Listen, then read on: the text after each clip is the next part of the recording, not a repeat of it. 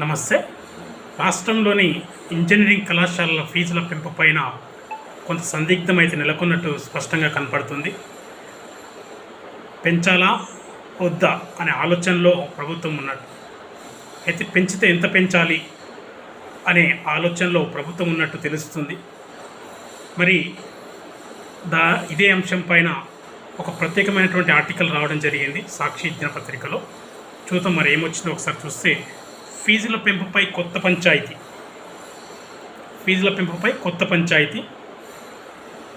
10% పెంపునకు ప్రభుత్వం సుముఖత. 10% అంటే కాలేజీ ఉన్న ఫీజులో 10% పెంపునకు సుముఖత అంటే ఇంట్రెస్ట్గా ఉన్నట్టు తెలుస్తుంది.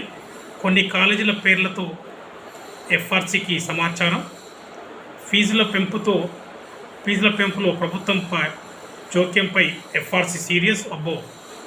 ఉన్నత విద్యామండలి చైర్మన్ జోక్యంపై అభ్యంతరం. ప్రభుత్వం లేనిది ఇవన్నీ ఎక్కడ? ప్రభుత్వం చెప్తేనే కదా అన్ని నిర్ణయాలు తీసుకునేది. ఇంజనీరింగ్ ఫీజుల పెంపు కొత్త పంచాయతీకి దారి తీసింది. కమిటీ సభ్యుల మధ్య వివాదం మొదలైంది. పరిస్థితి ఒకరిపై ఒకరు మాటలు తూటాలు పేల్చుకునే వరకు చేరింది. ప్రైవేట్ ఇంజనీరింగ్ కాలేజీల ఫీజుల పెంపుపై ప్రభుత్వం తన నిర్ణయాన్ని బయటపెట్టింది. కొన్ని కాలేజీలకు 10% ఫీజు పెంపునకు అనుమతించినట్టు తెలిసింది.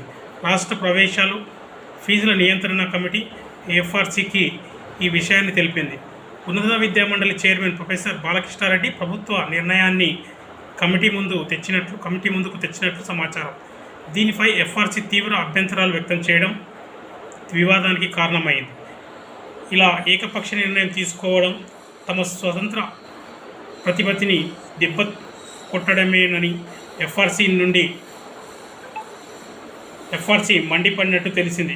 ప్రభుత్వం తరపున బాలకృష్ణారెడ్డి వకాల్తా పుచ్చుకోవడమే కాకుండా ఎఫ్ఆర్సీ అధికారాలను కట్టడి చేసేలా వ్యవహరిస్తున్నారని ఒకంత ఆగ్రహం వ్యక్తం చేసినట్టు సమాచారం.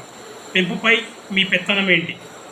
మరి ఎవరి పెత్తనం ఉంటుంది? స్టేట్ గవర్నమెంట్ నియమించినటువంటి బాడీయే టీఏఎఫ్ఆర్సీ. ఆ బాడీ నియమించింది కాబట్టి ఖచ్చితంగా వారు చెప్పిందే నడుస్తుంది. గత కొన్ని సంవత్సరాల్లో కూడా రాష్ట్ర ప్రభుత్వం ఏం చెప్తే టీఏఎఫ్ఆర్సీ అది నిర్ణయించినటువంటి విషయం అందరికీ తెలిసిందే. ఇవాళ కొత్త ఏం లేదని చెప్పేసి స్పష్టంగా మనం అర్థం చేసుకోవచ్చు. ప్రతి 3 ఏళ్లకోసారి రాష్ట్రంలోని వృత్తి విద్యా కాలేజీల్లో కోర్సుల ఫీజుల పెంపుకు ఎఫ్ఆర్సీ సమీక్షిస్తుంది. కాలేజీలో చేసే ఖర్చు, ఫ్యాకల్టీ, ఇతర మౌలిక వసతులు ఆధారంగానే ఫీజుల నిర్ణయిస్తుంది. 2026 నుంచి 3 ఏళ్ల బ్లాక్ పీరియడ్కు ఇదే తరహాలో ఫీజులపై కసరత్తు చేపట్టింది. దాదాపు 140 కాలేజీల ఆడిట్ నివేదికలను పరిశీలించి ఫీజులను ఖరారు చేస్తూ ప్రభుత్వానికి ప్రతిపాదన పంపింది. కానీ ఫీజుల పెంపును ప్రభుత్వం నిలిపివేసింది. పునర్సమీక్ష కోసం మండలి చైర్మన్ నేతృత్వంలో కమిటీ వేసింది. ఈ కమిటీ సిఫార్సుల మేరకు ఫీజులను మరోసారి సమీక్షించాలని కోరింది. దీంతో మళ్ళీ అన్ని కాలేజీల ఆడిట్ నివేదికలను, అఫిడవిట్లను ఎఫ్ఆర్సీ పరిశీలించింది. ఫీజులపై ఒక నిర్ణయానికి వస్తున్న నేపథ్యంలోనే 10% ఫీజుల పెంపునకు ప్రభుత్వం సూచించడంపై ఎఫ్ఆర్సీ వర్గాలు తీవ్ర అభ్యంతరం చెబుతున్నాయి. ఇది తమ అధికారాలకు కత్తెర వేయడమేనని భావిస్తున్నాయి. నాణ్యత పాటించే కాలేజీలకు ఫీజులు పెంచకపోతే నష్టం జరుగుతుందని ఎఫ్ఆర్సీ భావిస్తుంది. నాణ్యత ఎక్కడ ఉందని చెప్పేసి ఎఫ్ఆర్సీ డిసైడ్ అయింది. నాణ్యత ప్రమాణాలు ఎక్కడ పాటిస్తున్నారని చెప్పేసి ఎఫ్ఆర్సీ డిసైడ్ అయింది అనేది స్పష్టంగా తెలియజేయాలి. ఎఫ్ఆర్సీ ఓన్లీ వాళ్ళు ఇచ్చినటువంటి డాక్యుమెంట్లను మాత్రం చూసి ఫీజులు పెంచుతామంటే, ఇవాళ పనిచేస్తున్నటువంటి ఉద్యోగులకు చాలని జీతాలు ఇస్తున్నారు. మరి దానిపైన ఎందుకు మాట్లాడడం లేదు టీఏఎఫ్ఆర్సీ అనేది స్పష్టంగా మేము అడుగుతున్నాం. ఇవాళ ఎఫ్ఆర్సీకి ప్రభుత్వం అడుగుతుందని చెప్పేసి కోపం వస్తుంది. కానీ మరి ఉద్యోగుల సమస్యలు ఉన్నాయి, ఉద్యోగులకు జీతాలు సరిగ్గా ఇవ్వడం లేదని మేము చెప్తున్నప్పటికీ కూడా మరి టీఏఎఫ్ఆర్సీ ఎందుకు పట్టించుకోవడం లేదని చెప్పేసి మేము స్పష్టంగా అడుగుతున్నాం.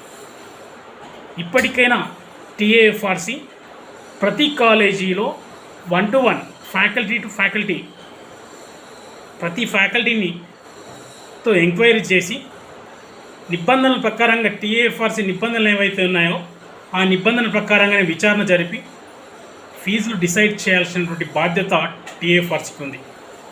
కానీ టీఏఎఫ్ఆర్సీ ఓన్లీ నివేదికలు చూసి ఫీజులు పెంచుతాం, నివేదికలు చూసి మనము చాలా గొప్పగా మెయింటైన్ చేస్తున్నారని అర్థం చేసుకుంటే ఇదొక అనామకులుగానే మనం మిగిలిపోతామని చెప్పేసి స్పష్టంగా నేను టీఏఎఫ్ఆర్సీకి తెలియజేస్తున్నా.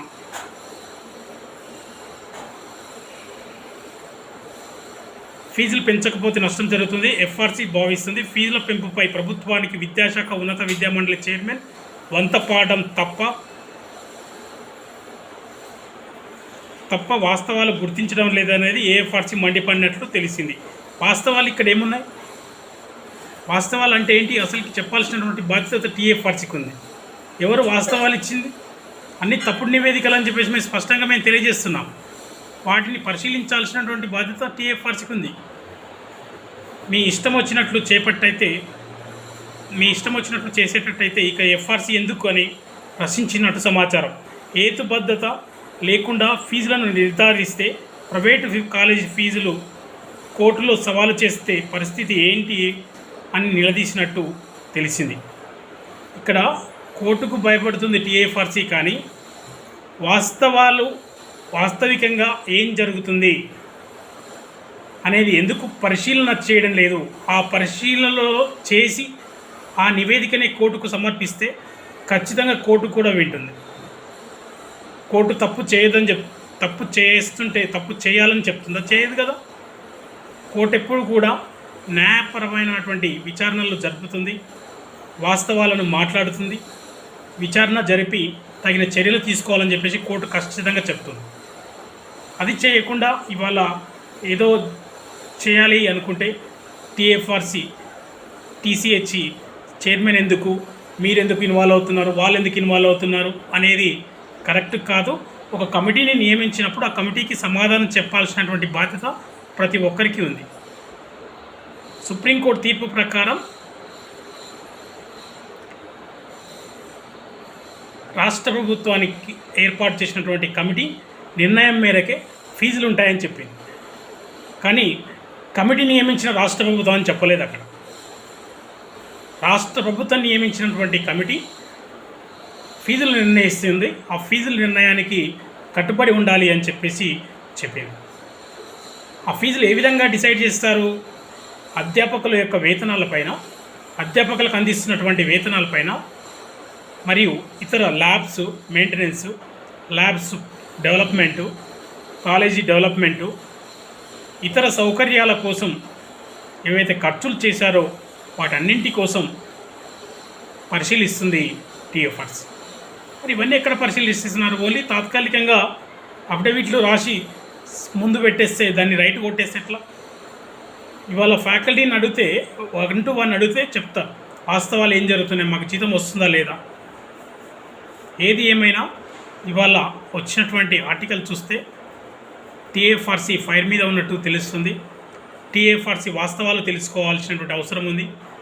వాస్తవాలు తెలుసుకొని ఫీజులపై సరైనటువంటి నిర్ణయం తీసుకోవాలని చెప్పేసి తెలియజేస్తున్నాం.